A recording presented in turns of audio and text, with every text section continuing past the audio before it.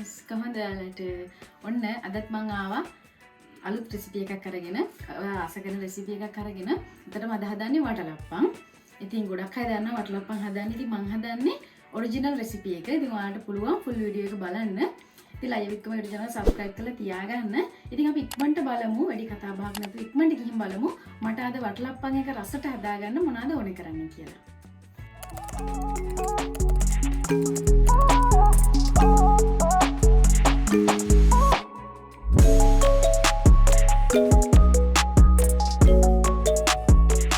හරි මට වටලප්පන් එක හදාගන්න ඕන කරන්නේ ඉස්සෙල්ලාම අරගෙන තියනවා මම හකුරු ග්‍රෑම් 350ක් තියෙනවා මෙතන. ඊළඟට මෙතන අරගෙන තියනවා මම බිත්තර 5. පොඩි බිත්තර නිසා බිත්තර 5ක් අරන් තියනවා. ලොකු බිත්තර තියෙනවා නම් 4ක් ගන්න. ඊළඟට මෙතන අරගෙන තියනවා වැනිලා ටිකක් අරගන්න ඕනේ. ඊළඟට මම අරගෙන තියනවා පොල් කිරි. මෙතන තියෙනවා මිලිලීටර් 250ක්. ඊළඟට කජු ටිකක් අරගෙන තියනවා සරස ගන්න අරගෙන තියෙන්නේ මේක. ඊළඟට මෙතන තියෙනවා සාදික ගෙඩියක්. ඊළඟට කරදමුංගු වලට 5ක් තියෙනවා. කරාබුණට තියෙනවා. කුරුඳු පොඩි තියෙනවා. ඉතින් මේ ටික තමයි ඕන කරන්නේ මට වටලප්පන් එක හදාගන්න. අපි ඉක්මනට බලමු කොහොමද මේක හදාගන්නේ කියලා. හරි දැන් මම බිත්තර ටික කඩා ගන්න යන්නේ. ඔයගොල්ලෝ වෙනම මේ විදිහට බිත්තරේ එක එක කඩලා දාගන්න. වෙන වෙනම කඩලා තමයි මම මෙහෙම දාගන්න බිත්තර පහම.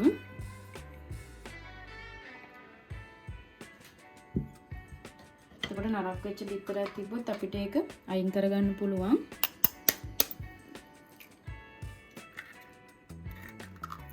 හරි දැන් මේ තියෙන මම කඩාගත්ත බිත්තර පහ. දැන් මේක මේ විදිහට හැන්දක් පාවිච්චි කරලා නැත්නම් ගෑරුප්පුවක් පාවිච්චි කරලා මේක කලවම් කරගන්න. ගොඩක් කලව කලවම් කරගන්න අවශ්‍ය වෙන්නේ නැහැ. බීට එකක් පාවිච්චි කරන්නත් අවශ්‍ය වෙන්නේ නැහැ. එහෙම කරනවා නම් ටික වෙලාවක් කරගන්න. විනාඩියකටත් වැඩි අඩු කාලයක්. මේ විදිහට මම කලවම් කරගන්න. හරි දැන් මම මේ අරගෙන තියෙන්නේ හකුරු ටික මම මේක ග්‍රේට් කරලා අරගෙන තියෙන්නේ. හීනියට ග්‍රේට් කරලා. එතකොට ලේසි වටලප්පම හදාගන්න. ඊළඟට මෙතන තියෙන මම ඔයාලට කලින් පෙන්නපු කරදමුංගු කරාබුණටි කුරුඳු පොතු මේ ටික මම කබලේ බෙදලා පොඩ්ඩක් කුඩු කරලා අරගෙන තියෙන්නේ. පේනවා ඇති ඔයාලට. ඉතින් අපි මේකෙන් දැන් හදාගමු. හරි දැන් මම වටලප්පන් එක හදාගන්න යන්නේ. මේ තියෙන ඔයාලට පේනවා ඇති ගාගත්ත මම ග්‍රේට් කරගත්ත හකුරු ටික දැන් මම ඒකට ඔයාලට පෙන්නපු කිරි මිලිලීටර් 250 දාගන්නවා මේ විදිහට.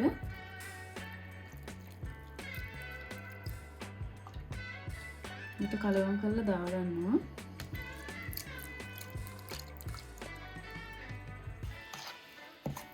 හරි දාගෙන මේ විදිහට හොඳට කලවම් කරගන්න. හකුරු ටික දිය වෙනකම්ම කලවම් කරගන්න. හොඳට දිය වෙනකම්ම කලවම් කරගන්න ඕනේ.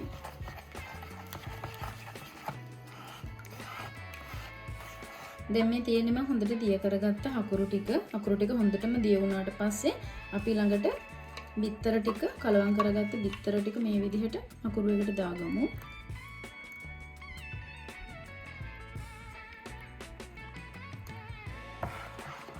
දාලා මේකත් හොඳට කලවම් කරගන්න.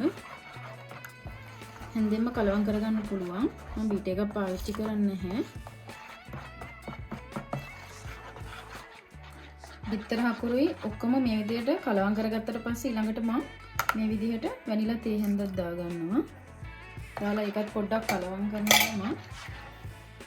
මම අරගත්ත කුළු බඩු ටිකත් මිශ්‍රණයත් මේ විදිහට දාගන්නවා. දාලා මේකත් කලවම් කරගන්නවා හොඳට. බීට එකක් අවශ්‍ය වෙන්නේ මේ විදිහට හැන්දෙන්ම කලවම් කරගන්න. හරි අන්තිමටම දැන් මේ විදිහට මම සාදික ගෙඩියක් අරගෙන මේකෙන් ඔක්කොම ගා ගන්න නැහැ. පොඩ්ඩක් මේ විදිහට වටලප්පන් එකට ග්‍රේට් කරගන්නවා. වටලප්පන් එක දාගන්න කලින් මේ විදිහට බටර් ටිකක් හරි පොල් තෙල් ටිකක් හරි ඔයගොල්ලෝ වටලප්පන් එක දාගන්න භාජනයට මේ විදිහට දාලා හොඳට මෙහෙම ගා ගන්න වටීම. දැන් මේ තියෙන්නේ මම වටලප්පන් එක හදාගන්න වාජනේ. ඔයාලට පේනවා ඇති මම කලින් මේකේ බටර් ගාගත්ත වටේම බටර් ගාගෙන මම මේකේ අඩියට හකුරු ටිකක් ඉතුරු කරගෙන මම ඒක පෑන් එකේ පොඩ්ඩක් රත් කරලා දිය කරගෙන මේ විදිහට අඩියට දාගෙන තියෙන්නේ. එතකොට අපිට ලස්සනට මේක ගන්න පුළුවන් වටලප්පන් එක. දැන් මම මේකේ ඔක්කොම කලවම් කරගත්ත වටලප්පන් එක මේ විදිහට පෙනීරයක් තියලා මේ විදිහට පෙරා ගන්නවා.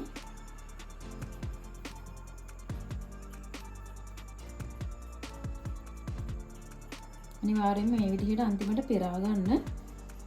ඒකට අඩි ඉතුරු වෙලා තියෙන ඒ ඔක්කොම අපිට පෙරලා ගන්න පුළුවන්. මේ විදිහට ඉතුරු වෙන ටික හැන්දක් කරගෙන මේ විදිහට හොඳට පොඩි කරගන්න. දැන් මම ඔක්කොම ටික දාගෙන වටලප්පන් එක හදාගෙන ඉවරයි. අන්තිමට මම කජු ටිකක් අරගෙන තියෙනවා මේ වගේ පොඩියට කපාගෙන අරගෙන තියෙන්නේ. ඉතින් මම ඒ ටික ඔහොම යටටම වැටෙන්න දා ගන්නවා හැමතැනටම. අන්තිමටම තමයි මම කජු ටික දාගන්නේ. ඔයාලට කජු තියෙනවා නම් දාගන්න. නැත්තම් අවශ්‍ය නැහැ. උනට කජු දැම්මම රසයි. ඒ නිසා මම කජු දාගන්නවා. හරි දැන් කජු ටික ඔක්කොම දාලා මේ විදිහට කලවම් කරගත්තට පස්සේ මම මේ කොයිල් පේපර් එක දාලා මේ විදිහට කවා කරගන්නවා හොඳට. ඇතුළට වතුර යන්නේ නැති වෙන්න හොඳට වටේ මේ විදිහට තද කරලා හොඳට කවර් කරගන්න. හරි දැන් මම මේ විදිහට භාජනයේ ක්ලිපේ තියලා වතුර එක රත් වෙන්න තියලා තිබ්බේ මම වලත් අනිවාර්යෙන් අමතක නොකර වතුර එක රත් වෙන්න තියාගන්න. දැන් හුමාලේ එළියට එනවා. දැන් මම මේ වෙලාවෙදී පුඩින් එක මේ විදිහට පරිස්සමට වතුරෙන් දාගන්නවා. ඔයාලා ග්ලව්ස් එකක් තියෙනවා නම් පාවිච්චි කරන්න.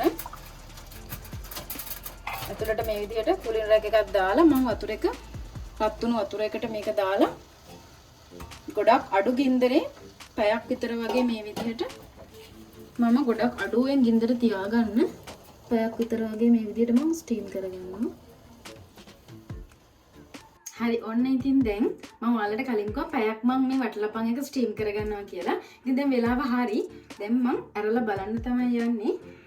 ඉතින් අපි ඇරලා බලමු. වටලපන් එක තැම්බිලා තියෙන්නේ හොඳට. ඉතින් මේක මම දැන් පරිස්සමට ලිපෙන් බා ගන්නවා පරිස්සමට.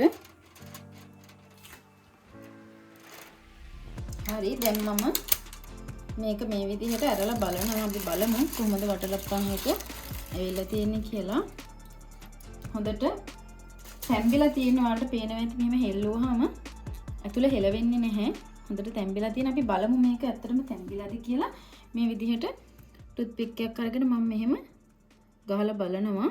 එතකොට මේවා ගෑවිලා තියෙනවා නම් මේක එහෙම ගෑවිලා නැහැ. වටේටම ගහලා බලනවා. වලට පේනවා ඇති වටලප්පන් එක හොඳට තැම්බිලා තියෙන්නේ. ඉතින් අපි මේක ටිකක් මේ විදිහට නිවෙන්න තියලා මම මේක ෆ්‍රිජ් එකට දාගන්නවා. ඊට පස්සේ පැයකට පස්සේ එළියට ගන්න අපි එළියට අරගෙන ඊට පස්සේ බලමු. හරි දැන් මම ෆ්‍රිජ් එකෙන් එළියට අරගෙන තියෙන්නේ. හොඳට කූල් වෙලා තියෙන. ඊළඟට මම මේ විදිහට පිඟානක් තියලා මේක මේ විදිහට අනිත් පැත්ත හරව ගන්නවා. හරවගෙන අපි බලමු වටලප්පන් එක හොඳට ඇවිල්ලාද කියලා. ඉතින් ඔයාලට පේනවා ඇති මේ තියෙන්නේ හොඳට පැණි පාටට පැණි බේරෙන විදිහට ලස්සනට වටලප්පන් එක ඇවිල්ලා තියෙන්නේ. ඇත්තට මේක හොඳට ෆ්‍රිජ් එකේ තියලා කූල් කරලා මේක ගන්න. එතකොට අපිට විදිහට ලස්සනට වටලප්පන් එක හදා ගන්න පුළුවන්. මම වටලප්පන් එකේ රස බලන්න කලින් මේ විදිහට කජු ටිකක් අරගෙන උඩින් මම මේ විදිහට ලස්සනට සරස ගන්නවා. ඉතින් ඔයාලත් කැමති නම් මේ විදිහට සරස ගන්න පුළුවන් ලස්සනට.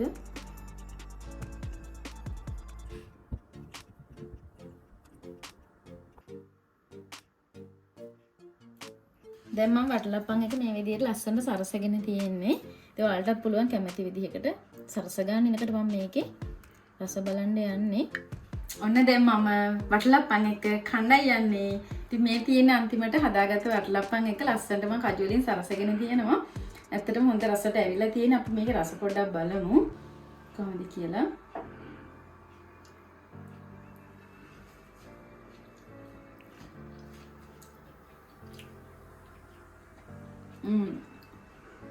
ඇත්තටම රසයි. හොඳ රසට ඇවිල්ලා තියෙනවා. ඇත්තටම රසයි. හොඳට පැණි රස තියෙනවා. ඔයාලට පේනවා ඇති හොඳට පැණි බේරෙන විදිහට මම වටලප්පන් එක හදාගත්තා. ඉතින් ඔයාලත් මම කිව්ව විදිහටම මේ ඉන්ග්‍රීඩියන්ට්ස් ඒ ප්‍රමාණයෙන් මේ විදිහටම දාලා මේ විදිහට රසාතිරට ඔයාලට හදාගන්න පුළුවන් වටලප්පන් එක ගෙදරදීම. ඉතින් මම තාචුටක් කාලා බලනවා. ඉතින් මේකේ හොඳට හිල් එහෙම ඇවිල්ලා තියෙනවා. ඉතින් ඇත්තටම මේක හොඳට හදා ගන්න පුළුවන් වුණා. ඔයාලත් මේ විදිහට try කරලා බලන්න. ඉතින් එහෙනම් අමතක කරන්න එපා ලයියා විත් කුමා YouTube channel එක subscribe කරලා තියාගන්න. ඔයාලට මේ වගේ රසවත් videos බලා ගන්න ඕනේ නම්. ඉතින් ගොඩාක් ස්තුතියි වීඩියෝ එක බැලුවට. ඉතින් එහෙනම් ගිහින් එන්නම් අදට ආපහු අලුත් වීඩියෝ එකක් අරගෙන එනකන්. ඔයාලා හැමෝම පරිස්සමින් සතුටින් ඉන්න. bye.